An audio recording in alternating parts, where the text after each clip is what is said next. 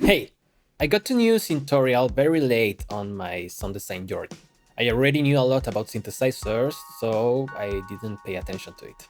But they got in contact with me, and as I love to share knowledge and teaching, I figured it would be nice to finally test if Syntorial is a good way to learn about synthesizers. As always, my goal is not only sharing my opinion, but also I want you to judge by yourself if you consider it a good tool. So let's check it out. Syntorial is an interactive sound design course. It works over their own synthesizer, which is called Primer, and it slowly starts teaching you all the basic parameters you need to know to start making your own sounds. Pulse width. The pulse wave is different from the saw because it lets you change its shape. By the way, they recently released the Synth Primer as a free synthesizer, and I gotta say it's pretty complete. So you can download it without having to start a Syntorial course.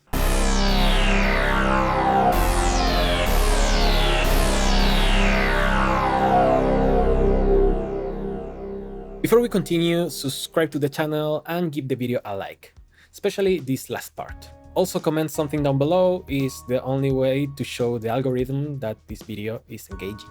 Now, what I find very fun is that you kind of start unlocking new parameters each time you complete a course. I mean, look at the first lesson. You only have available the waveform selector, which is great because these lessons also aim to train your ears so you know better the differences of each sound.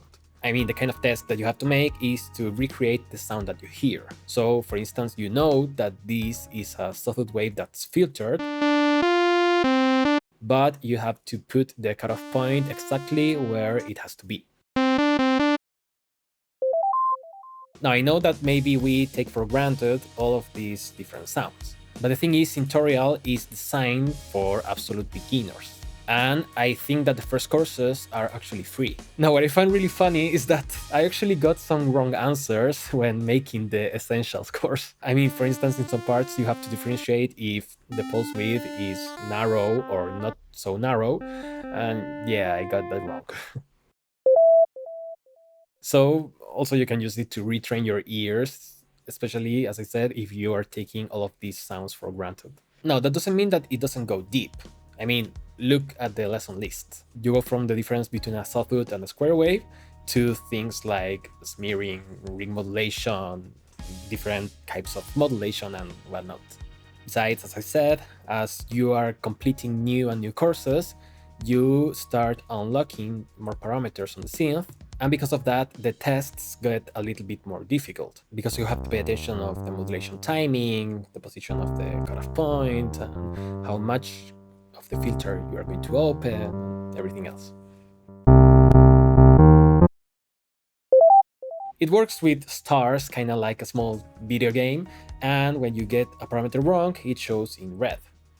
Then you can change it to be green. That way you know where it's supposed to be. Again, another way to train your ears.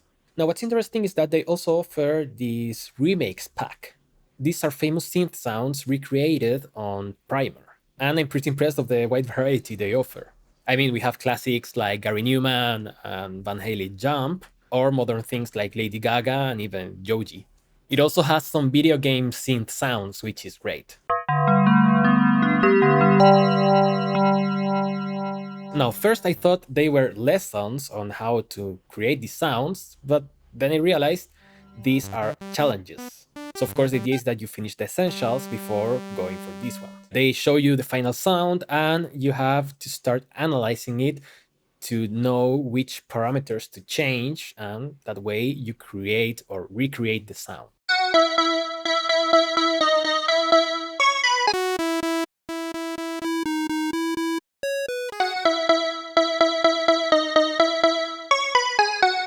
Now, if you want to use this to learn how to make the sound instead of guessing, well, my technique is actually to submit the initial patch, but then you start seeing where are you supposed to put the different parameters. That way, then you can recreate it not only on Primer, but on other synthesizers.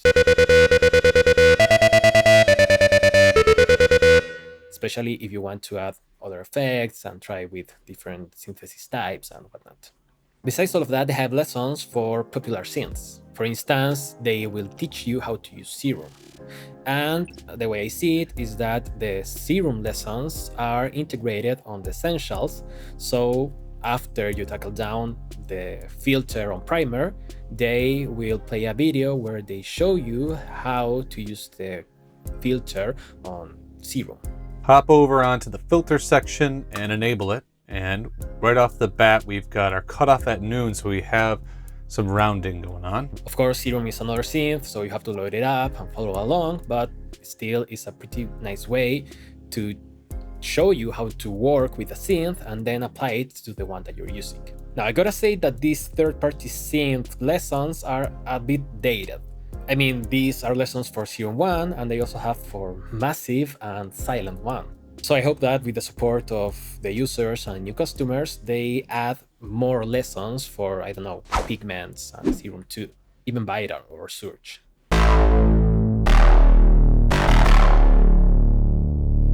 Now, of course, you may consider it to be a little bit pricey, but just today they started their summer sale. I believe is 30% off. Still, I know that it's an investment, but if you want to invest in your synth education, especially if you're an absolute beginner, I think that this is a pretty nice option against other courses where you have to pay. Because I like a lot the fact that this is an interactive synthesizer tutorial. If I were a beginner again and, well, had the resources to pay for this, I will consider it because I've been having fun doing these challenges now.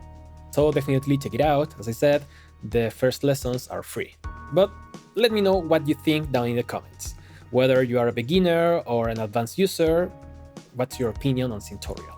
Thank you so much for watching. I will see you next time and bye bye.